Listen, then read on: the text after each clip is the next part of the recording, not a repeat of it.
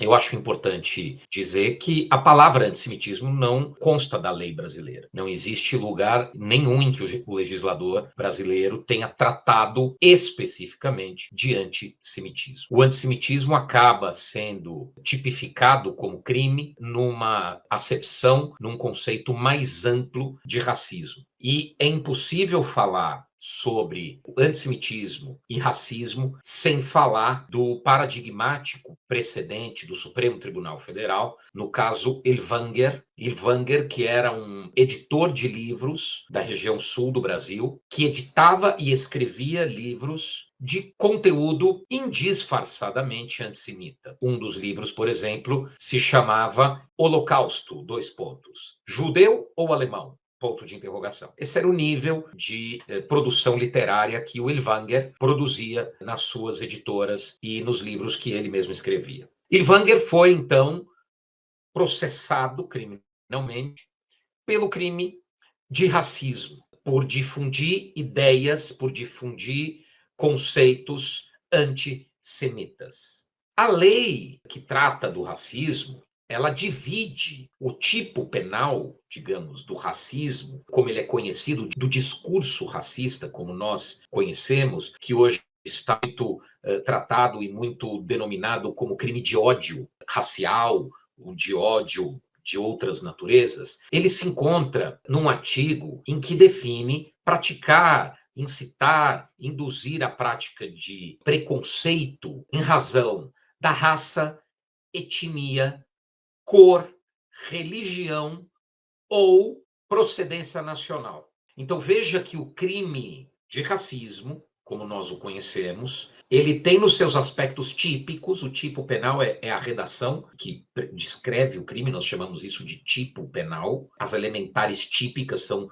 os termos, os verbos, as palavras que constam do tipo penal. Então nós vemos que neste tipo penal, a palavra raça é um dos elementos do chamado crime de racismo. Ele, além da raça, existe a etnia, a cor, a religião e a procedência nacional. E o que fez, então, no caso do Elvanger? Ele foi, obviamente, punido por racismo, por difundir ideias antissemitas. O Elvanger foi condenado. Quando chega no Tribunal de Justiça, o Elvanger, para se livrar da pena, ele levanta e ele surge com uma tese de que antissemitismo não é racismo porque judeu não é raça. E por que que ele sustenta essa tese? Ele sustenta essa tese por uma razão muito simples. A Constituição Federal diz que o crime de racismo é imprescritível. E, portanto, se judeu não é raça, o que se pratica contra um judeu num comentário antissemita ou quando se difunde antissemitismo, não se pratica racismo estricto sensu. E, portanto, não estaríamos diante de um crime imprescritível. E, então, pela lógica do Elvanger, se antissemitismo não é racismo, esse crime, então, está sujeito à prescrição. Ou seja, está sujeito a extinguir-se pela passagem do tempo, que era o que ele queria. No caso dele, já havia passado o tempo suficiente para extinguir a pena. Essa questão é levada ao Supremo Tribunal Federal, e o Supremo Tribunal Federal, no início do século XXI, no começo dos anos 2000, ele decide, num precedente em que era o relator o ministro Moreira Alves, que hoje já não integra mais a Suprema Corte, assim como vários outros ministros, ministro César Peluso, vários outros ministros que hoje não integram mais a Corte, proferem um acórdão, que não foi unânime, num julgamento que contou com um brilhante e primoroso parecer do jurista judeu, professor da Universidade de São Paulo, Celso Laffer, dizendo que o antissemitismo deveria sim ser equiparado a racismo. E por quê? Porque o antissemitismo moderno, o antissemitismo que levou ao Holocausto, que levou ao extermínio de 6 milhões de judeus na Alemanha nazista, ele é um antismo racial.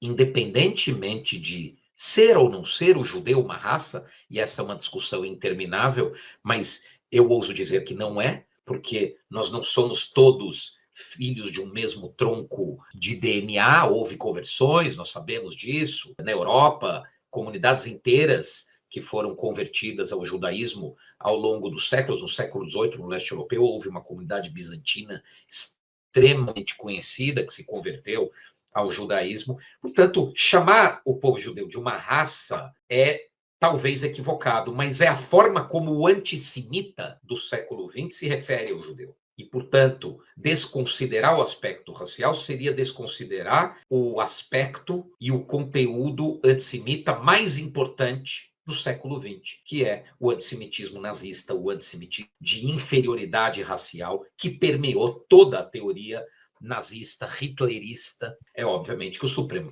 Tribunal Federal não tem como definir de forma antropológica, de forma sociológica, se julga uma raça ou não é uma raça. Não é o Supremo que irá, num acórdão, dizer se é ou não é. O que ele está dizendo é que é raça para fins teleológicos, para fins de interpretação da palavra racismo que consta na Constituição Federal. Deixar de albergar, deixar de amparar a proteção contra o antissemitismo debaixo do guarda-chuva deste termo racismo cunhado pela Constituição Federal é deixar, de certa forma, os judeus, o povo judeu brasileiro, órfão desta proteção constitucional contra o preconceito racial, contra o preconceito étnico, e, portanto, deu-se uma amplitude ao termo racismo que consta na Constituição Federal, para nele incluir as ofensas antissemitas, os discursos antissemitas.